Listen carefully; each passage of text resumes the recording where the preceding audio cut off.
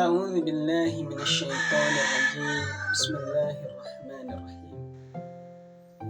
Penjual jamu datang bertamu, sedekahmu memperbaiki akhiratmu.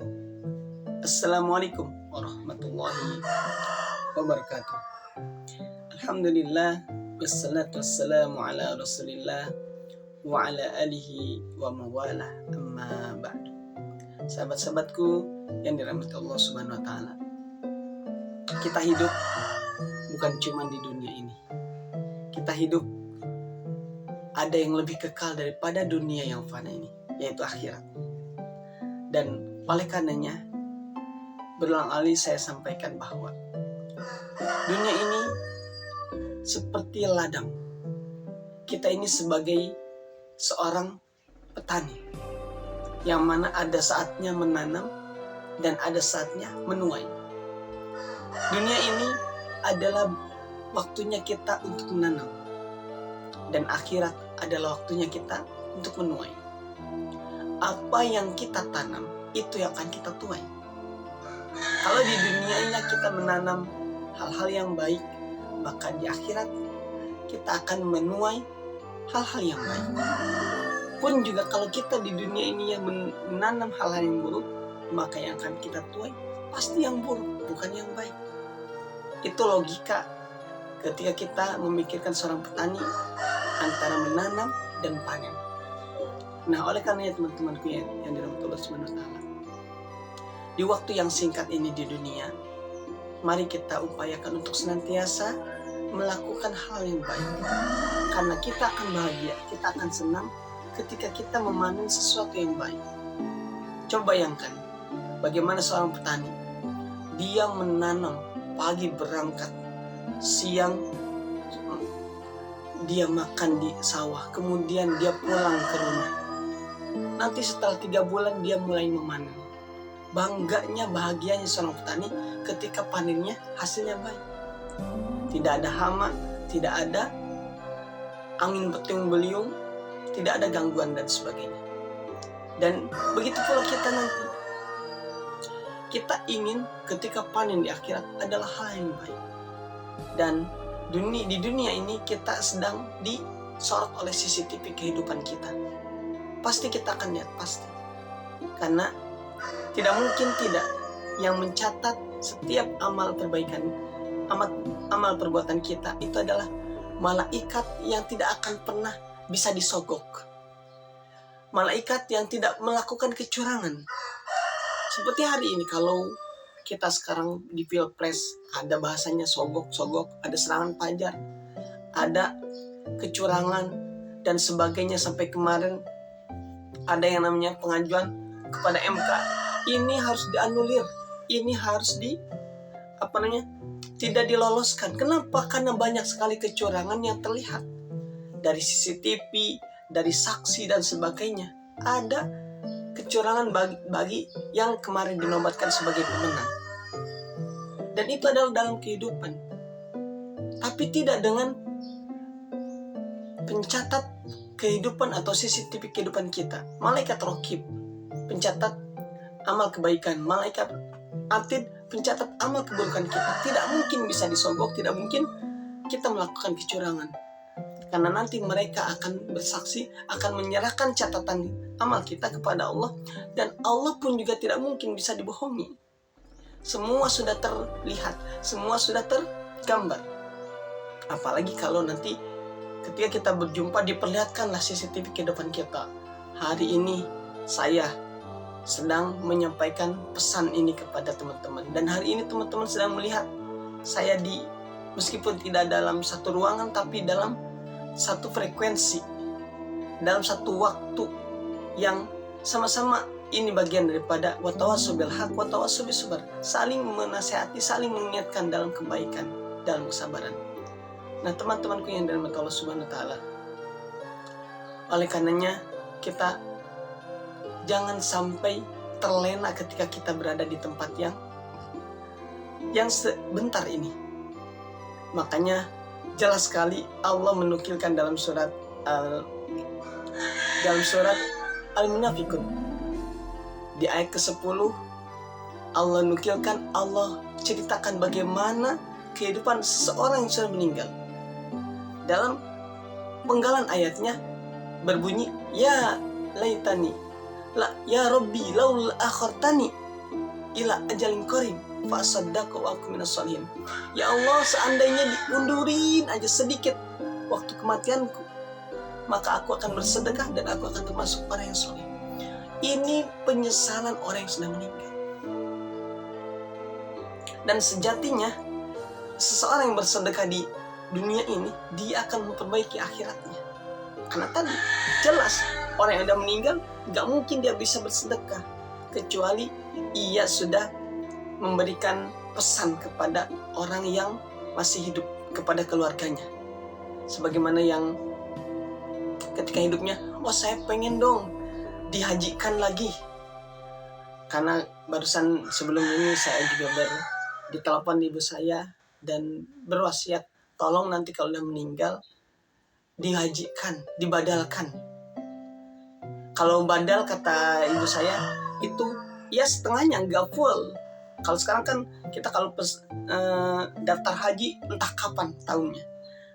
Kalau menurut ibu saya, meskipun ibu saya sudah haji, tapi ibu saya punya keyakinan pengen dihajiin lagi. Makanya beliau menabung mumpung masih hidup. Beliau nabung ditabungkan dan nanti uangnya untuk sedekah, untuk jariyah, untuk kurban, untuk membadalkan hajinya. Dan ini sesuatu yang luar biasa, artinya mempersiapkan amalan ketika sudah meninggal. Dan itu diantara dari kecerdasan seorang mukmin, yang dia mempersiapkan amal setelah kematian. Nah teman-teman yang dirahmati Allah Subhanahu wa Ta'ala, kita masih hidup, kita masih bisa bersedekah. Sebagaimana tadi kalau orang udah meninggal pengen diundurin, nah kita sekarang masih hidup teman-teman, masih bisa bernapas, masih bisa saling sapa, masih bisa teman-teman komentar, masih bisa teman-teman membagikan video ini kepada orang lain, masih bisa mengajak orang lain untuk berbuat kebaikan. Maka itu artinya kita masih bisa beramal sebagaimana yang tidak bisa dilakukan oleh orang yang sudah meninggal. Kalau orang sudah meninggal hanya berharap semoga mengalir cucuran apa yang dilakukan. Dan amalan orang yang sudah meninggal kan tertutup, sebagaimana firman sabda Rasulullah, idza mata ibnu adam inqata amalu illa min thalathin. Jika seorang anak-anak itu meninggal, maka akan terputus segalanya kecuali daripada 3. Shadaqatin jariyah, sedekah jariyah, atau ilmin yuntafa'u bih, atau ilmu yang bermanfaat, atau waladin sholih, atau anak yang sholih. 3 ini yang akan menjadi harapan seseorang yang sudah meninggal. Sedekahnya, makanya tadi bersedekah kita di hari ini di dunia akan memperbaiki akhirat. Karena di akhirat hanya yang mengucap cuma 3. Pertama sedekah. Yang kedua apa tadi? Ilmu yang bermanfaat. Ilmu yang bermanfaat ketika belajar kemudian dibagikan kepada keluarga, kepada orang lain, dan itu ketika orang lain mengamalkan maka kita mendapatkan poin-poin daripada yang dilakukan. Sebagaimana kalau kemarin pas bulan puasa Ramadan kita memberikan takjil, buka puasa buat orang yang berpuasa, dia mendapatkan pahala orang yang berpuasa tanpa mengurangi pahala orang yang berpuasa tersebut, full. Jadi orang yang puasa tetap mendapatkan ilmu, dapat mendapatkan pahala. Orang yang bersedekah untuk bukanya juga mendapatkan pahala orang yang berpuasa tersebut. Masya Allah. Dan yang ketiga adalah doa anak yang solih. Maka kita sebagai anak, teman-teman, mari kita senantiasa berdoa untuk orang tua kita, baik yang masih hidup maupun yang sudah meninggal. Kalau yang sudah meninggal justru mereka lebih membutuhkan itu. Karena mereka, apalagi yang mereka harapkan kalau hal ini tidak ada?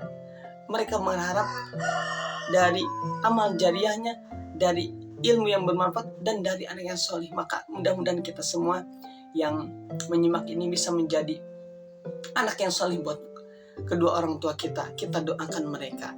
Kalau mereka sudah punya wasiat, sebagaimana ibu saya tadi wasiat, masih hidup ibu saya, tapi sudah berwasiat pengen dibadalkan hajinya, ya mau tidak mau, mudah-mudahan Allah berkenan dan Allah bisa mampukan kita untuk menjalankannya.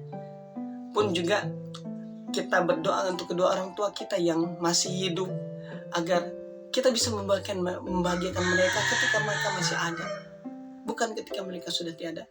Ketika sudah tiada, mungkin kita akan berjumpa di surganya, mudah-mudahan. Karena boleh jadi kita bersatu di dunia tapi berpisah di akhirat. Na'udzubillahi min dzalik, dan itu kita tidak harapkan. Oleh karenanya teman-teman, yuk kita maksimalkan kehidupan yang fana ini. Maksimalin. Kapan lagi kalau bukan sekarang? Siapa lagi kalau bukan kita?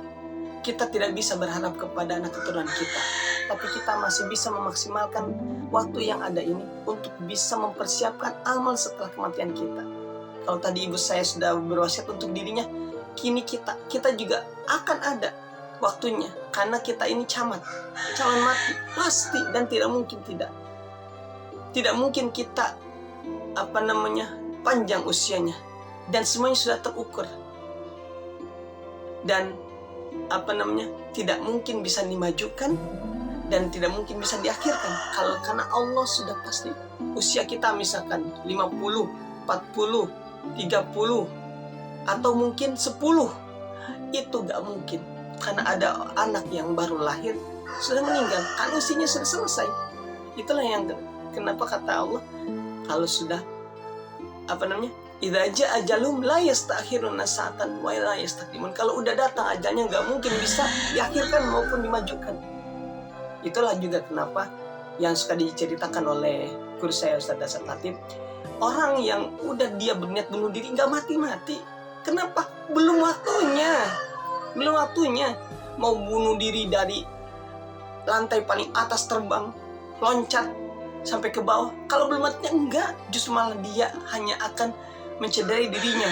Dia patah kakinya atau tangannya, tapi dia tidak meninggal. Kenapa? Dia belum waktunya meninggal. Nah, oleh karenanya teman-teman yang dirahmati Allah Subhanahu wa taala, mari kita maksimalkan dengan hal yang baik. Jangan tidak mensyukuri apa yang Allah berikan. Syukuri apa yang Allah takdirkan, syukuri apa yang Allah berikan. Itu akan membuat kita menjadi tenang, menjadi bahagia, dan menjadi hamba-hamba yang Allah siapkan tambahan rezekinya. Karena kata Allah, la in syakartum la azidannakum wa la in kafartum inna adzabi lasyadid. Kalau kalian bersyukur, aku tambahin. Tetapi kalau kalian kufur, maka azabku sangatlah pedih.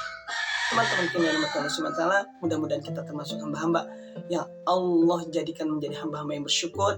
Allah jadikan hamba-hamba yang beruntung, karena kita melakukan apa yang Allah perintahkan dan kita menjauhi apa yang Allah larang. Dan mudah-mudahan itu menjadi label kita sebelum kita meninggal dan berjumpa dengan Allah Subhanahu wa taala.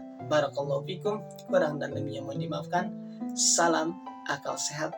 Assalamualaikum warahmatullahi wabarakatuh.